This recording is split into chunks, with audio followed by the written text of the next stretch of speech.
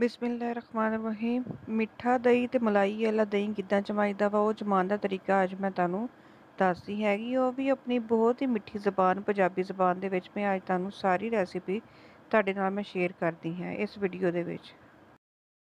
मेरी वीडियोस को लाइक करें, सब्सक्राइब करें और साथ ही बेल आइकन के बटन को प्रेस करें। बिस्मिल्लाहिर्रहमानिर्रहीम। अस्सलाम वालेकुम सज्जनों तो मित्रों तो बहुत सोहने सोहने मेरे प्यारे वीवर, जिथे भी रवो खुश रवो आबाद रवो। अल्लाह ताला तुहानू बहुत सारिया कामयाबियां देवे। अज मैं तुहाडे नाल पंजाबी ज़बान दे विच अपनी ये मज़ेदार मिठी जी रैसिपी शेयर करन लगी हाँ, जिहड़ी सहरी इफ्तारी विच आपां बहुत ज़्यादा इस्तेमाल करी दी हैगी है। आ मैं एक कप मलाई का लिया हैगा वा ते आ मैं एक छोटी चम्मच जिहड़ी हैगी है जाग दी लई हैगी है, जिन्हों आपां दही कहीदा हैगा वा। ते आ मैं एक अपना सोहना जी मिट्टी की कनारी लै ली है। इहदे विच मैं हुण ना दुध पांदी पई हैगी आ। जिहड़ा मैं दुध लिया सीगा बिल्कुल मैं पहले बुआला दवा के रखिया सीगा ते हुण इहनूं मैं हल्का जिहा कोसा कर लिया हैगा वा। मैं अपने तमाम भैन भरावां नूं एक गल कहना चाहती हाँ कि मेरी वीडियो नूं ज़्यादा तो ज़्यादा लाइक करिया करो, मेरे चैनल नूं सबसक्राइब करिया करो।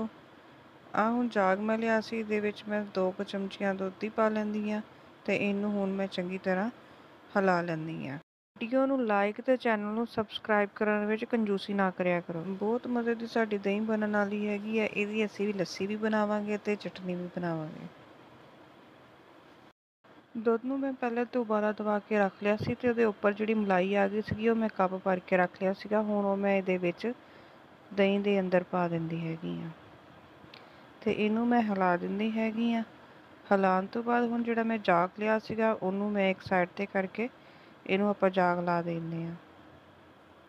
घर दे विच जिहड़ा भी ताज़ा जां डब्बे वाला मिल्क जिहड़ा भी तुसीं इस्तेमाल करदे आ, ओह तुसीं दही जमाउण वास्ते लै सकदे हैगे आ।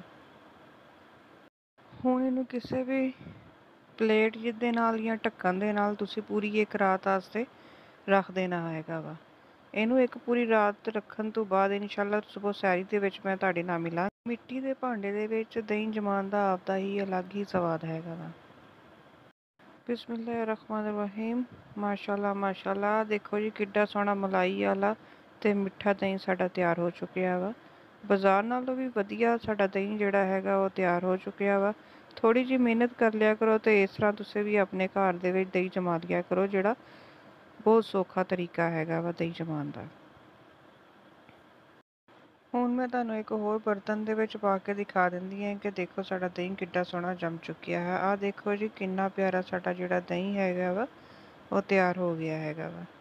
ਇਹਦੇ ਵਿੱਚ ਤੁਸੀਂ ਚੀਨੀ ਪਾ ਕੇ ਖਾਓ, ਇਹਦੀ ਲੱਸੀ ਬਣਾ ਕੇ ਪੀਓ। ਸਹਿਰੀ ਇਫਤਾਰੀ ਦੇ ਵਿੱਚ ਇਹਨਾਂ ਚੀਜ਼ਾਂ ਦਾ ਜ਼ਿਆਦਾ ਤੋਂ ਜ਼ਿਆਦਾ ਇਸਤੇਮਾਲ ਕਰੋ। ਖੁਦ ਵੀ ਖਾਓ ਅਤੇ ਆਪਣੇ ਬੱਚਿਆਂ ਨੂੰ ਵੀ ਖਵਾਓ। ਇਸ ਤਰੀਕੇ ਨਾਲ ਅਗਰ ਤੁਹਾਨੂੰ ਮੇਰੀ ਪੰਜਾਬੀ ਜ਼ੁਬਾਨ ਦੇ ਵਿੱਚ ਅੱਜ ਦੀ ਵੀਡੀਓ ਅੱਛੀ ਲੱਗੀ ਹੈ ਤਾਂ ਤੁਸੀਂ ਲਾਈਕ ਜ਼ਰੂਰ ਕਰਨਾ ਵਾ ਅਤੇ ਵੀਡੀਓ ਦੇ ਥੱਲੇ ਤੁਸੀਂ ਇੱਕ ਕਮੈਂਟ ਕਰਕੇ ਵੀ ਮੈਨੂੰ ਦੱਸਣਾ ਹੈਗਾ ਵਾ।